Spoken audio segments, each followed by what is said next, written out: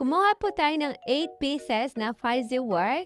Golden yellow po ang kulay po ng ating fuzzy wire po natin. Yan po ay pang sunflower. So, kumuha tayo ng dalawang brown. Yan po ay dudugtungin po natin sa magkabilang dulo. Tapos ilagay po natin. Ayan, paikot po natin yan sa ating stick.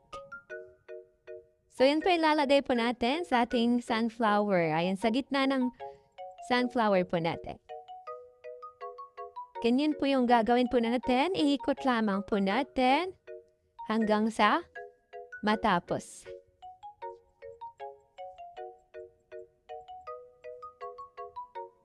Ikot-ikot lang po natin.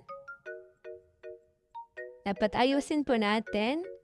Yan, ganyan po ang pag-ikot po.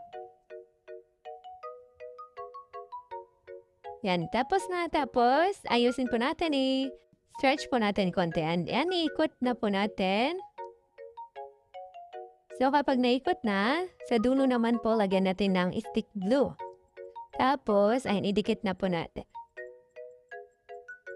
Kailangan maayos ang pagkadikit para hindi po matanggal. So, tapos na. Ang gagawin naman po natin is kanyang petals. So, ganyan po ang paglagay. Itupin natin, tapos, yan, stick glue. Tupi ulit.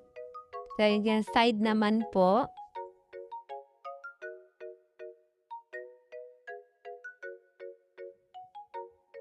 Ganyan lang po ang paglagay. So, side naman po.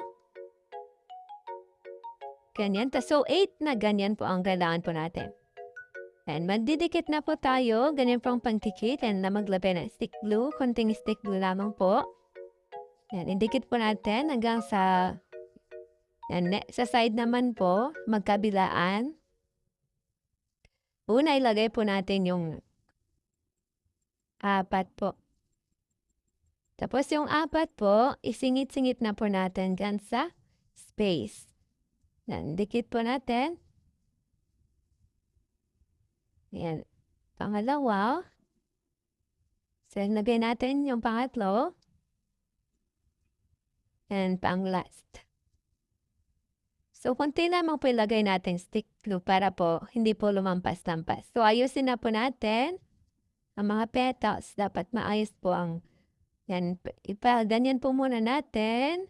Pataas natin lahat ng petals. And pwede naman ganyan. Pero pwede rin pong ibaba po natin.